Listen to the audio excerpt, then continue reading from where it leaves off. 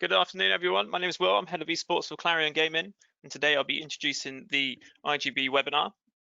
We're delighted to be hosting a webinar with our sponsors Nuvei today. We will be discussing the following topic, retaining your newly acquired esports bettor.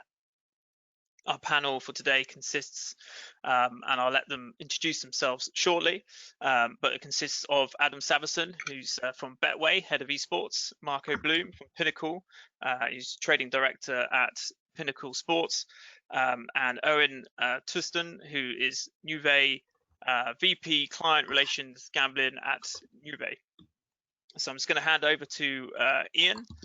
If you've got any questions, which Ian will pick up on the panel and bring them in later, please use the chat on the feature list.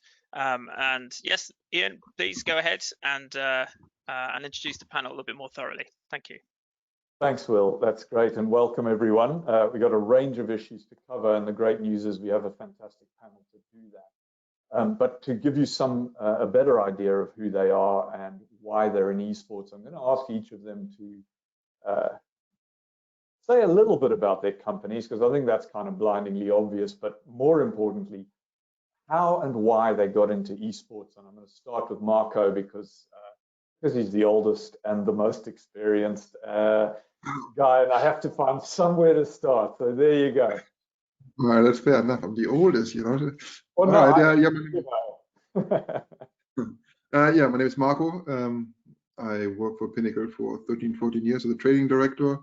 Pinnacle is probably known as one of the first big bookmakers who started esports some odd 10 years ago. Myself, I have been an avid esports gamer before it's been called esports, when it was called video games, you know, like I've been playing Quake 2 and Warcraft 3 and, you know, all the stuff that people used to play in the ancient times, you know. And so when Twitch took off, you know, we started to post StarCraft 2 odds, you know, just because we were StarCraft 2 fans ourselves, and that was the beginning of esports 10 years ago.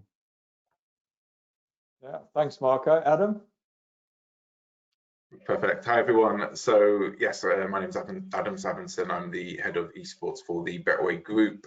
I've not been as involved as Marco has been for as long, but I was joining the esports industry similar time 10 years ago when I was a big StarCraft 2 player and a follower, and that evolved into being a big League of Legends follower and player still to this day. So I've been working running esports for the Betway group for about 7 years now. So we weren't the first, but we made a big bang when we really launched our esports platform, and have been trying to take the market and be dominant in the market ever since. So we're live with multiple teams and tournament sponsorships, and are very active in the fast-growing esports betting market. Thanks, Adam. And Owen, I don't know if you've got any connection with esports. Actually, I know you have with gambling, so feel free to expand beyond the esports if that's not your comfort zone.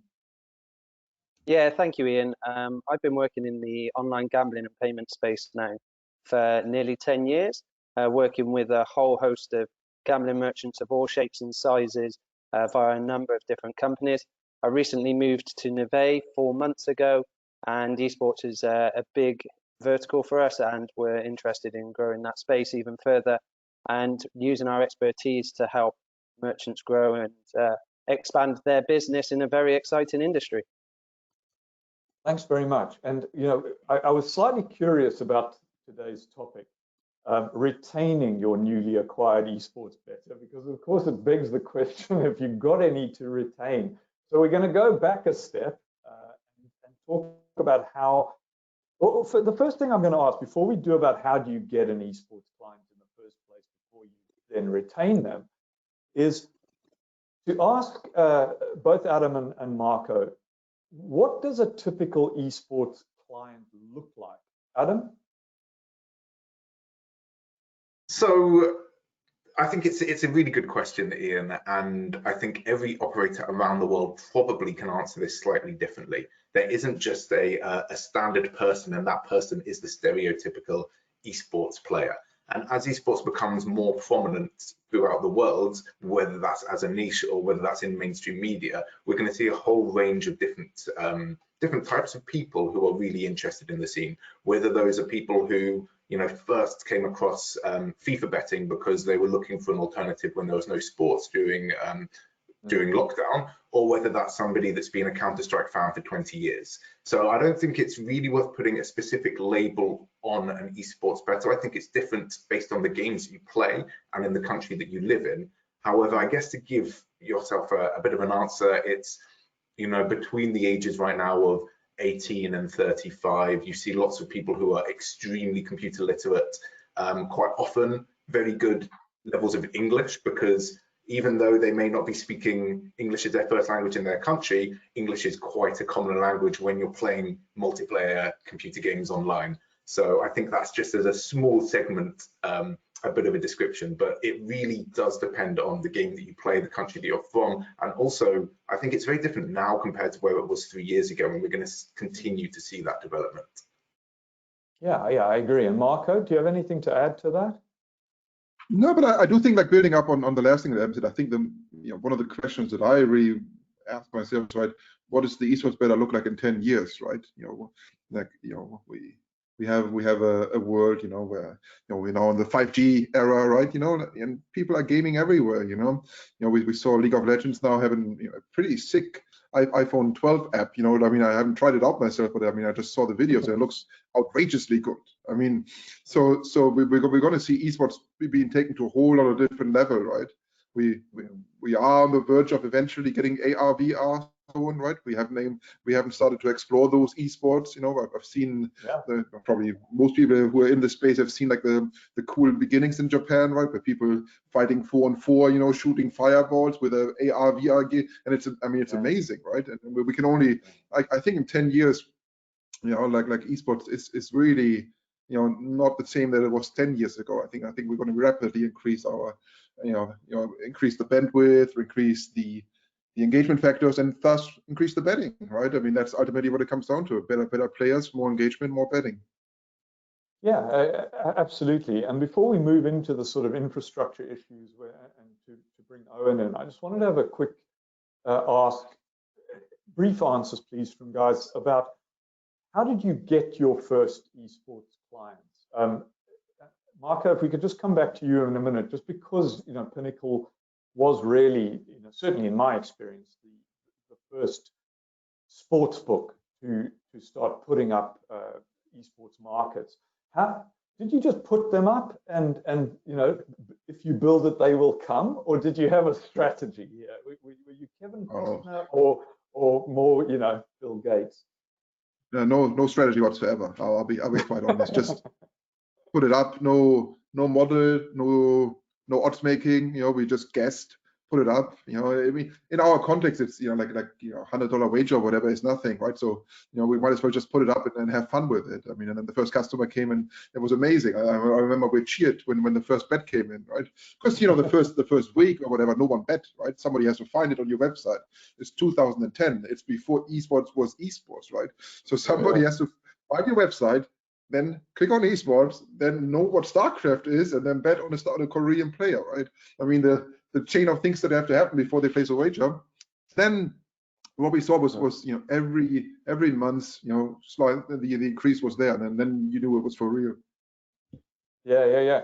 All right. So we know a little bit more than we did in 2010, and you guys are still getting clients. And Adam, Betway has gone from 0 to big on the same front. How did you get your client base? Before we start talking about retaining them, right? How did you get them? Sure. So I guess kind of like with Marco, it wasn't overnight success, not by any means so.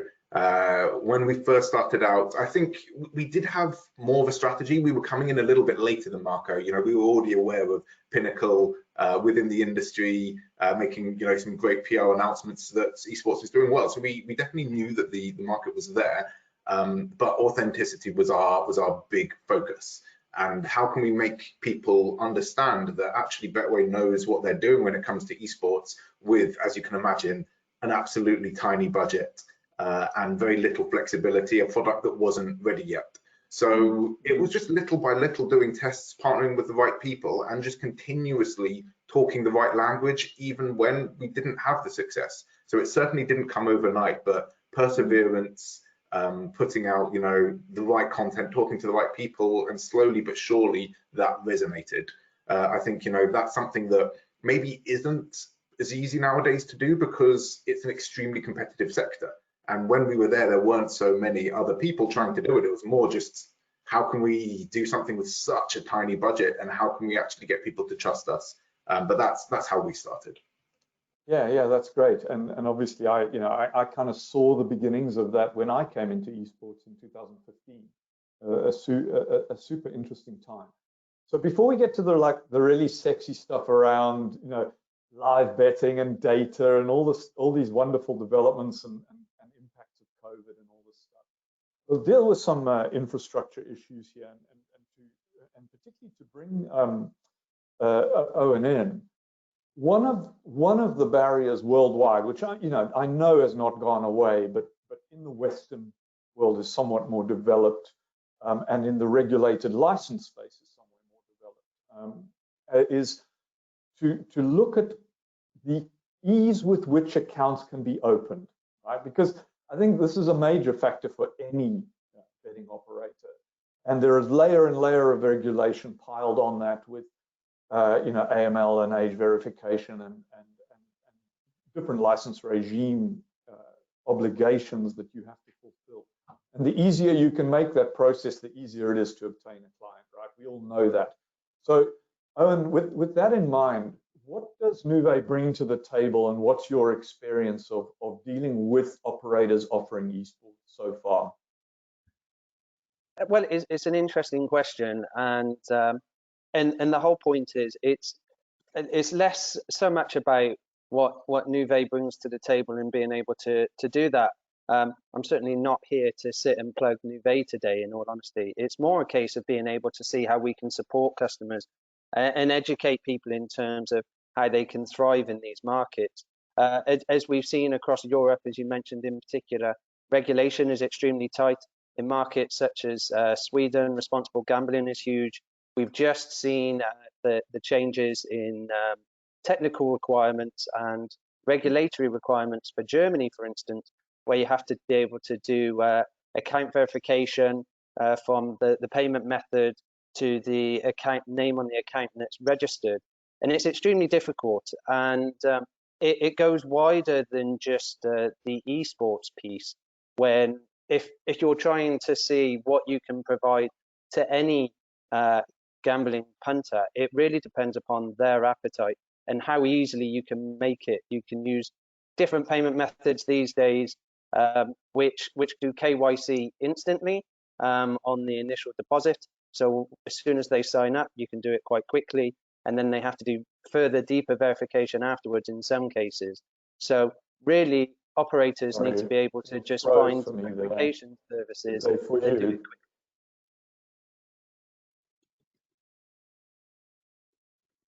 Sorry?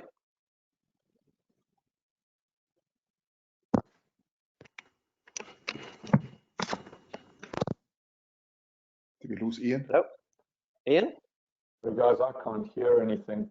Suddenly gone silent. Can you put your thumbs up if you can hear me? Oh, that's interesting. Okay, because I lost the end of what Owen says there. So I'm going to ask another question, and then I'm going to try and fix my problem, because I had a follow-up there for Adam on what I heard from what Owen said there, which is, you and I have had a lot of conversations about the impact of license, of following a proper license regime, of being licensed, what that might mean for us on the integrity front, and for you as facing your customers, why it's a good thing, right? And I wanted to ask about the impact of having to comply with strong license conditions like those in the UK from the Gambling Commission. What's the balance between that being a good thing, as you and I have discussed, but also being a barrier to the acquisition and retention of clients? And I'm going to gap out and try and solve my problem now while you answer that question. Okay, so look, I think, as we've discussed in the past, Ian, the esports betting landscape is a really interesting one. And one of the main reasons for that is kind of going back to my point earlier in regards to lots of esports players and esports viewers being able to speak English because of their ability to, play games with people from all countries. At least the early days of esports was predominantly English language. We're seeing a bit of movement there. You're seeing big Portuguese streams, big German streams, but back in the day when the esports betting industry was first growing so rapidly, you basically had the choice of an English stream or nothing. And that meant that localization isn't possible. So from a regulatory standpoint, you have the choice of, anybody can just say, well, we're sponsoring the English language stream, and they could hit the entire world. So if you didn't have a UK license, if you didn't have a German license, or obviously the German license is just coming now, but you didn't have a Swedish license, it didn't really matter per se to the advertiser, because they could just advertise in any which way they want.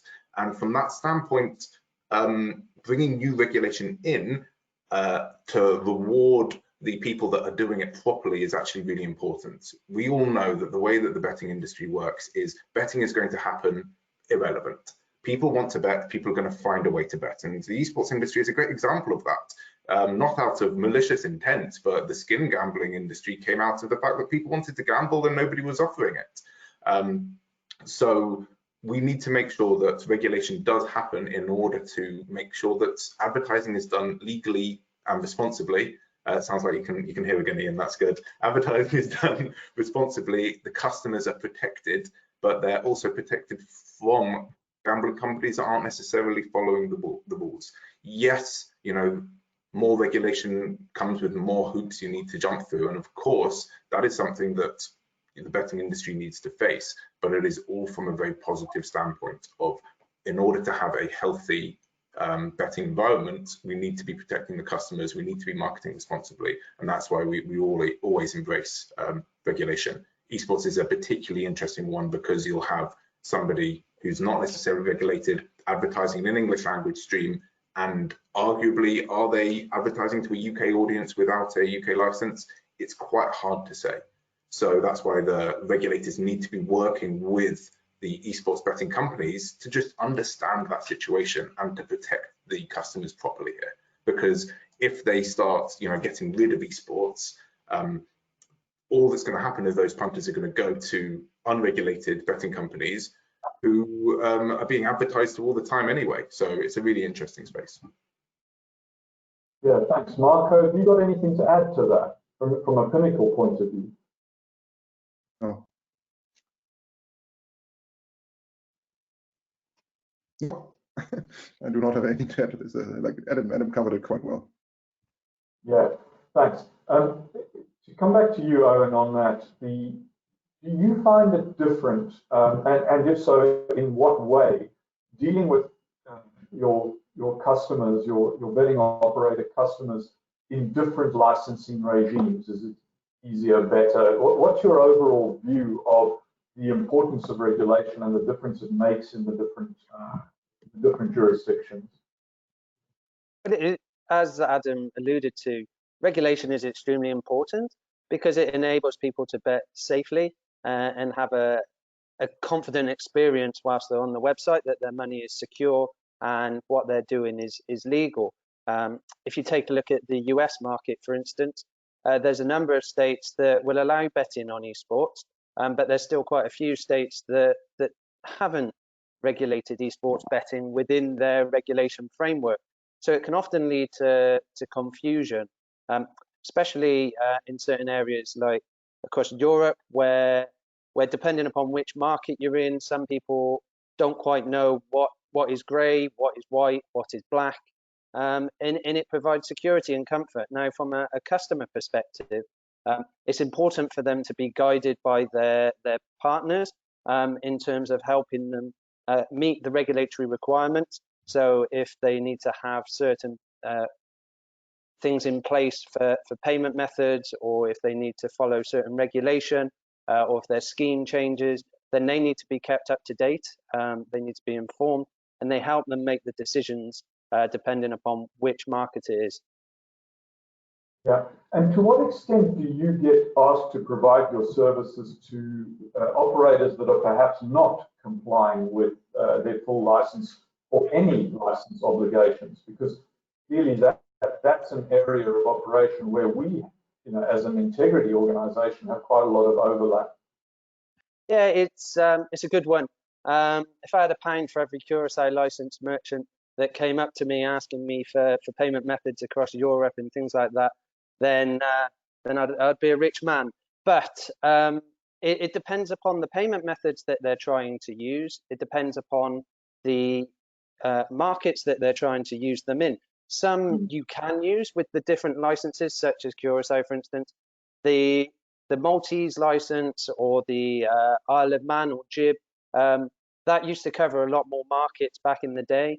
Nowadays, it's all moving towards individual market licenses, and depending upon where the individual company wants to go, what they want to target, depends upon the advice that we give them.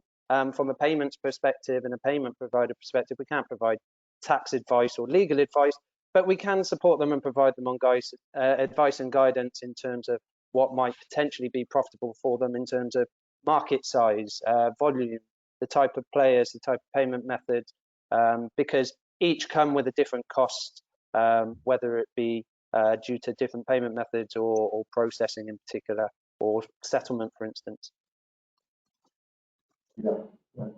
Yeah, and obviously my own experience is that we're dealing with a massive spectrum from what I would regard as well-regulated and good license regimes, all the way through to your standard prohibition of sports betting that is unenforced and therefore meaningless, enormously frustrating.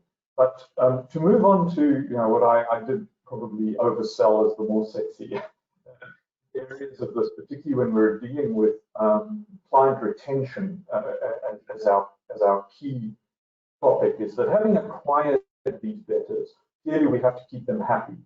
And there's a range of ways, some of which I may ask questions about, but there's probably a ton of which I don't know. So I'd like you to kind of help me on that front as well. But I'll start with the stuff I do know something about, and I think is probably fairly easy initially for Adam and Marco to chime in on, which is the sponsorship space. Because you already mentioned, Adam, the key word, the one that's been absolutely true and a cliche at the same time in the esports space, which is authenticity. And initially I was skeptical and cynical about the use of that word when I came from the traditional sports world, but I really, it is the truth, a cliche and absolutely true. And so where does sponsorship fit into the retention part of this? I get it in terms of an acquisition of new client, but where does it fit, and how do you feel about Betway's sponsorship? Where do you think you've done well, and where would you not repeat certain mistakes in that world? I guess, going back to the initial point on authenticity, I don't believe sponsorship gives authenticity. I don't think it's something that you can buy. I think, access to whether it's tournaments, to players through that sponsorship, if you use those to the correct capacity, that's how you can earn the authenticity rather than purchase it. When it comes to retention of customers that have acquired, look, that there's the obvious logic of, if people are seeing your logo, that acts as a reminder, and I don't think we need to really get too much into that. But I think that what it can do is it can really jog the memory of what you've been doing to support your esports ambitions throughout.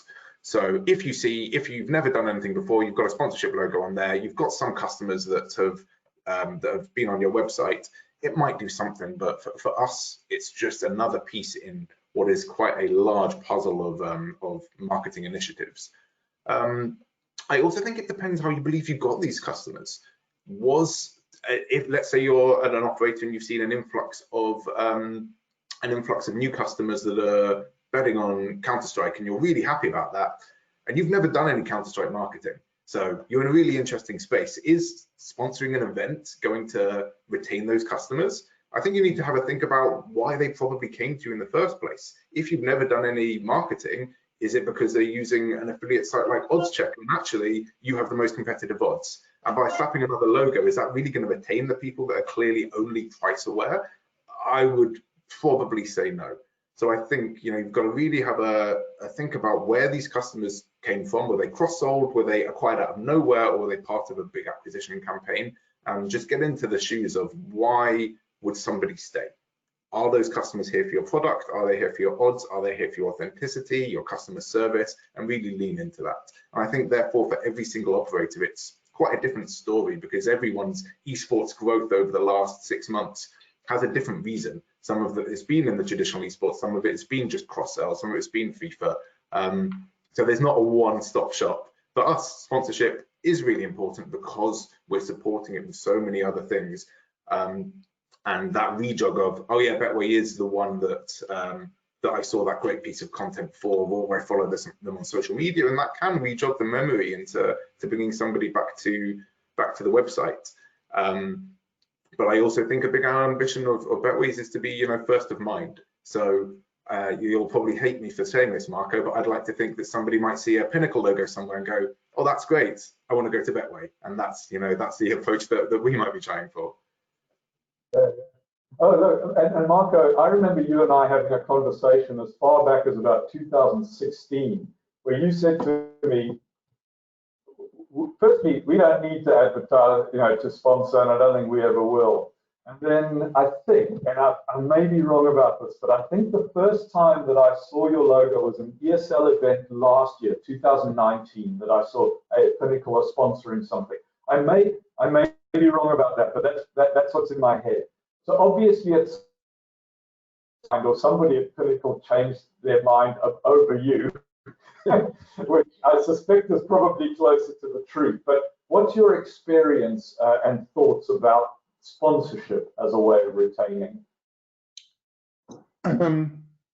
Yeah, I think it's interesting. Sponsorships are interesting, right? Because Adam was, quite obviously point on, right? I mean, our customer base comes from a different source than Betway's customer base, right? Just naturally, like customer coming to us because, pricing or whatever it is, right? Different criterias, right? And so the sponsorship that we do probably has a different angle than the Betway sponsorship, right? For us, it's more engaging in the esports ecosystem, being part of what esports is, right? The greater hype, whatever you want to call this, right? And making clear, like, we're part of it, right? We belong to it. I strongly agree with what Adam said about, sponsoring does not get you authenticity. I've seen many botched sponsorships in esports which have been horrendous. Money has been burned. Like people are. It's actually in some ways I find sponsoring even polarizes the esports community, right? Like if you are seen as an intruder, right, and you slap your logo on this big tournament, and that's what you do, right? People laugh about it. They don't take you seriously, and so I think there is some harm in sponsorship. Funny enough, for us, sponsorship has been good. We're trying to give the message out that we actually believe in esports. We've been doing esports for 10 years. We actually really like esports. Funny enough, I mean, that's the difference, right? I actually really like esports. Like there's days I'm watching esports tournaments on my iPad. I mean, that's just how it is. And I think so for us to embrace the community and saying, hey, we are part of it. We understand why you play esports, and if you want to have a bet on it, we're also happy to entertain you. I think that's the way that we look at sponsoring. Now, to your point, because you said it, esports sponsoring was the first sponsorship that I've seen in Pinnacle in 10 years over all sports. So let's be, so it is. So when I said it, it was a big thing, and it's also typical for Pinnacle that it is esports, right? It shows we are really like esports, at heart. We care about esports, and it's interesting. It has been interesting. We've done Flashpoint now. We have been sponsoring North, so we've done a little bit. Obviously not to the scale that Betway does, but it's been a good experience for us. Yeah, I must say I was surprised, and now that you mention it, esports was the first time I saw you guys sponsor anything, and probably to date still the same. Yeah, we have no No, I mean, might change eventually, right? I mean, the times is changing, but as of right now, we have no football sponsoring, no basketball, no nothing, right? You know. Yeah, it's interesting. And Owen, I realize that, or at least I assume, I don't realize, but I assume that most of your business is at a B2B level. But does Nuve get involved in sponsorship? Is that something you know about? I mean, how do you get to, for example, the esports only, online only operators, right? So not the big non-endemics like Betway and Pinnacle, who, you know, in a sense are very easy to reach, right? They're very public, they're very well known, but we deal with an awful lot of, you know, with great respect, small online only, esports only operators. And I'm assuming that those would be interesting customers for you as well. So how do you reach those guys? Is sponsorship something that you would consider in the esports space or the gambling, the sports betting space? I certainly think it is something that the company will consider in the future. Watch this space. Nuve is always doing lots of interesting and new things, and we're always looking to expand and grow and push the envelope as much as we can. We're certainly in a very exciting phase of our journey where we just recently floated. So it's going to be a very exciting time for us. Not at the moment, however, there may be things further down the line. Yeah. One of the follow-ons, because, you know, Adam, what you said about sponsorship, for example, being part of a much bigger picture, which of course is absolutely vital to anybody who's doing it properly and well. But part of that matrix would be promotions, which, you know, I know some people equate, but I don't. And the reason I raise it is that one of the big issues that we had as an organization when we went public as an integrity organization were the number of complaints we got about banned promotions in esports. So we had, you know, punters in particular coming at us, and I'm going back 2016-17, about how in particular certain online only and esports only operators have made it virtually impossible for people to get their money out or to realize the promotions that they had been suckered into. Where does it sit in, and this is partly, you know, what's Betway's view on this, but also your personal view as an experienced person. Do they work in the esports space, and if so, you know, where do you place them in your mix? Sure. So look, I think anybody who has been following the esports betting scene for a number of years has seen a lot of complaints in regards to certain companies, certain promotions, and in general, you know, lots of words have been thrown around about, you know, how bad the companies are for doing these promotions, and people aren't able to get their money out. And in general, it's all because of a lack of understanding and a lack of transparency about the companies who are running these promotions. I don't see promotions as a bad thing at all, as long as, number one, they're legal in the jurisdiction, obviously, and number two is clear and transparent. You know, terms and conditions tell you exactly what you have to do, and if you do it, this is what happens. You don't have to participate in the promotion if you don't want to. If you do, it's there. So as long as people understand exactly what they want, it's a really positive thing. At the end of the day, a promotion is a positive thing. It's trying to give extra value and trying to give another reason why a customer should stay at your website. I think, unfortunately, the esports industry, just through confusion, didn't really get that, didn't really maybe read the terms and conditions on certain websites, or certain websites didn't display the terms and conditions properly. But I think that, yeah, transparency and open and honest promotions are a positive thing. You know, some customers like them, some customers don't. Betway does do promotions in certain jurisdictions where it's allowed and where the customers want it. Yeah. Yeah, and look, I have to qualify what I said, because we haven't received a complaint for probably at least 2 years. So things have definitely improved. And as you said, many of our investigations when we went back into those complaints were that the reality was that the punter had not read the T's and C's properly, because, you know, most betting companies are lawyered to the gills and get those things right. But there were, of course, times when we couldn't find the T's and C's, and when we could, they were garbage. But Marco, what's Pinnacle's stance on this, and your personal view on it?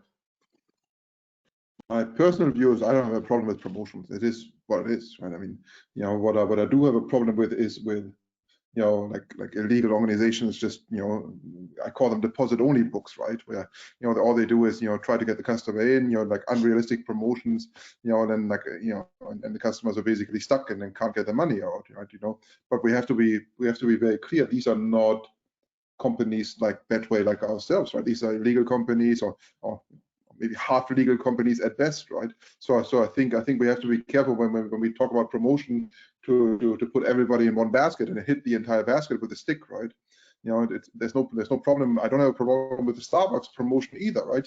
Every 5th drink you get for free. I mean, I'm not complaining about that. I mean, if I don't want it, I don't have to take it, but it doesn't make Starbucks a scumbag, right? And you know. So to me, like I find this talk about promotion being so negative, basically looking at things from the wrong end. As Pinnacle, we don't do promotions, but that has to do with who we are as a company and our company philosophy. You know, but it's not a value statement on promotion in some sense. You know. Yeah, thanks very much. Okay, guys, we've only got 6 minutes left, and I'm going to ask the audience to send their questions in now if they have any left, and because obviously I'd love to try and get those answered by the panel. But I want to go into an area which I think is also important, which is the emergence and importance of live betting.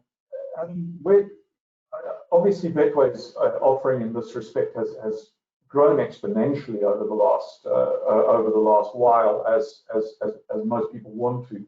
Where do you see the value in that, and where do you see the challenges in the presentation of decent live betting opportunities? Sure. So look, I think when we first went into esports betting, and I'm interested in Marco's take on this as well, is just any trading was really difficult, irrelevant of pre-game or live, just because of the lack of data and also because of the market. You know, if you think one thing, but there's loads of other betting companies that are offering it something else, arbitrage can become a big issue. Slowly but surely, we saw the movement towards better and more effective betting in terms of efficiency of data coming in, and that is the same story for in-play. Certainly, customers are really interested in in-play in the same way that they are in traditional sports. And as more and more data comes, as you know, your data companies, your bays, your grid are able to make deals with publishers and tournament organizers, that makes the quality of in-play betting better. That is better for bookmakers, that's better for customers. At the end of the day, the customers want to be able to bet on what they want to bet on, when they want to bet on it. And as data becomes better, as the products become better, if the entertainment is enhanced. I do see that this will become, you know, continuously more important. It's not like it's not important now, but it will become continuously more important. I think big challenges exist in other games. I mean, you'll hear both myself and Marco talk about how esports betting is League of Legends, Counter-Strike, and Dota, and that is the global reality at the moment. But that can't last forever. Whether that's going to be years, tens of years, I'm not sure. But other games that are coming in, you see the massive prevalence of, you know, battle royale games.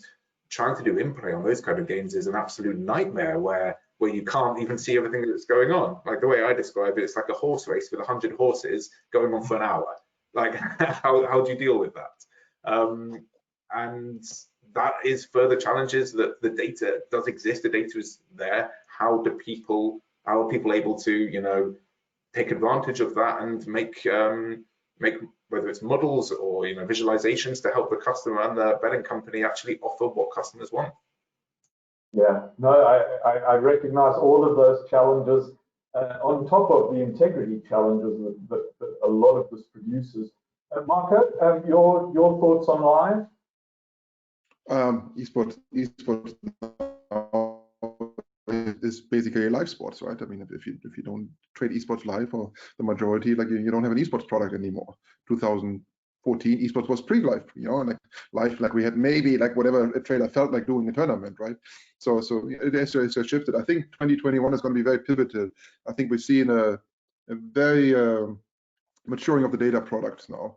Companies like Grid, right? They're really stepping the game up. Allowing operators like us to actually run proper models in a scalable fashion. Right? It's all it's about scalability. It's about time-sensitive data that is correct data. So we've seen a big improvement. I mean, before live bidding is basically we're getting access to the servers directly, right? Which doesn't scale well. You have all kinds of issues, yada yada yada. It's not where you want to be as an operator. We want to be where we have data streams integrated and can now scale our models up on top of this. So this 2021, I think I'm very positive will make a big change in the industry. Yeah, okay, I agree. And what I'd like to hear from each of you, there's one specific question that's come in that I'd like to ask, which will require a simple answer.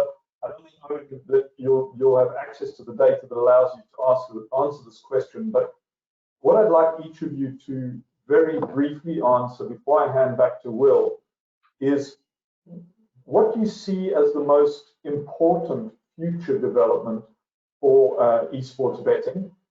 Where you think it's going? What's your idea of the future? And I think, Marco, you've obviously said something a little bit about this already, looking 10 years forward. But the question to answer for, I think, Adam and Marco, unless you've got some fantastic insight here, Owen, that I know nothing about, which is, what do you consider is the current player value of the average esports bettor in 2020-21?